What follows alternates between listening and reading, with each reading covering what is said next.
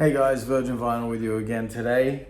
So this time I've got some classic death metal, and this is also one of my all-time favorite death metal albums. Yes, I know you hear me say this is one of my all-time favorite albums a lot on this channel, but I have a lot of favorite albums. I love a lot of music, and but if I had to boil it down and I had to come up with a top 10 list, I'm almost certain this would be probably in the top 5, and that is Nocturnus, The Key, the debut album from these Florida-based first generation technical death metal,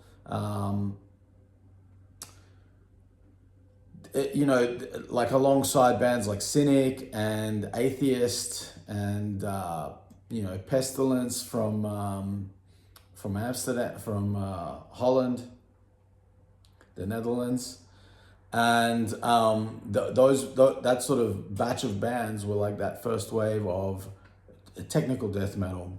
Now, for a while, like a few years back, I was kind of diving into the technical death metal scene pretty heavily, and kind of got swept up in it because I hadn't really been listening to any death metal for quite a number of years. I'd been sort of just in the prog, mostly in the jazz fusion world and prog and funk and stuff, and not really interested in what was going on in metal because, with the advent of nu metal, I kind of, I don't know, that whole scene and the cringiness of it just made me sort of detach from metal altogether back in the day, in the 90s, in the late 90s.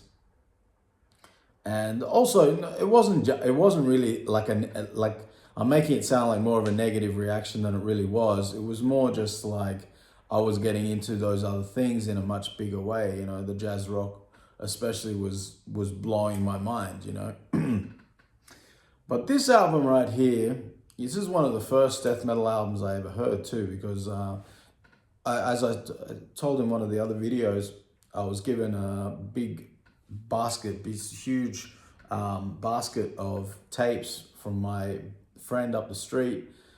His older brother had all these tapes of death metal albums, mostly death metal albums. And excuse me, I'm still kind of sick, so if I'm a bit and then that's why. This was one of the albums that he gave me at the time in that basket of albums. It was like mostly death metal, bootleg, not bootleg, sorry, demos, a lot of demos. The guy was tape trading and all of that sort of good stuff.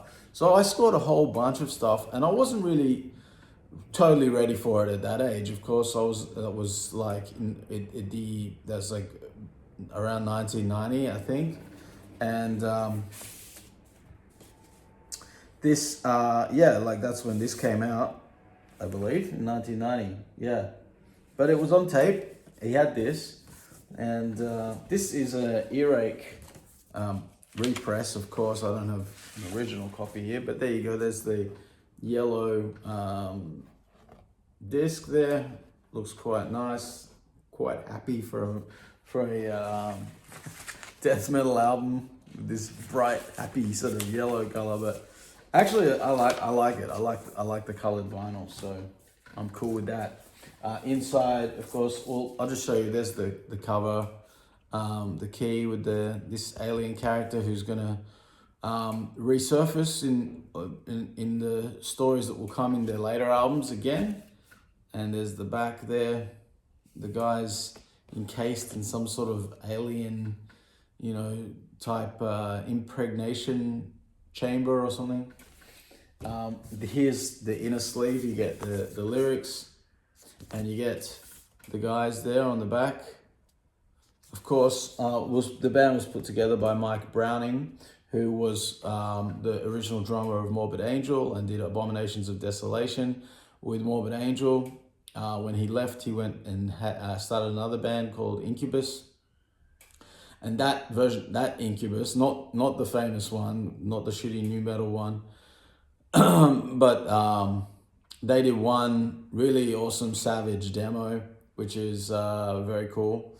But that band broke up because the volatile nature of the other members of the band, who constantly getting in violent altercations with each other and stuff.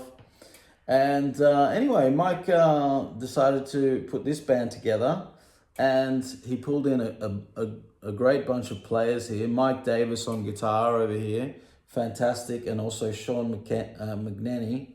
And like what was quite different for the time was bringing in of keyboards from Louis Panzer.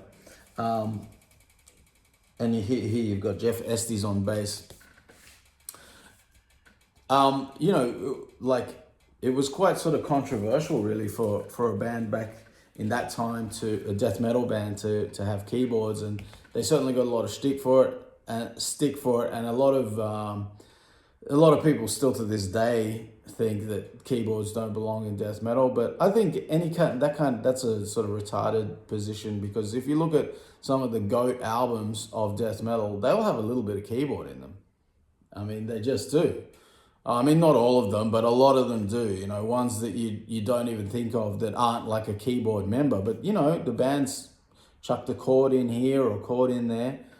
The difference here with Nocturnus is that, like the keyboards are much more prominent and much more, a major, like in most death metal where there is keyboards, it'll be more like an atmospheric thing.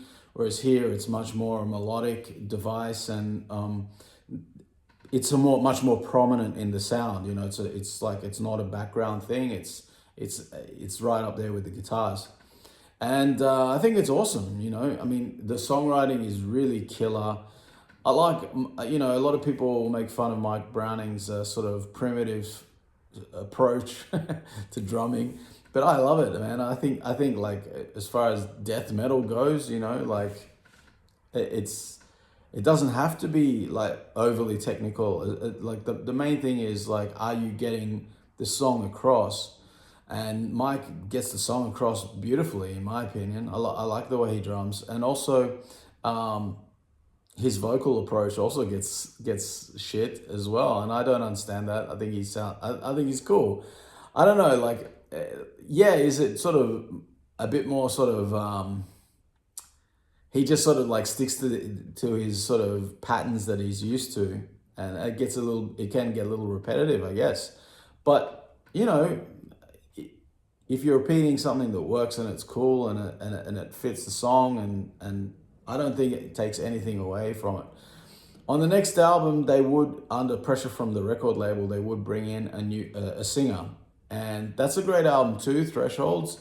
But it's not as good as this one, in my opinion. Although I will say that for many years, it was actually my favorite album.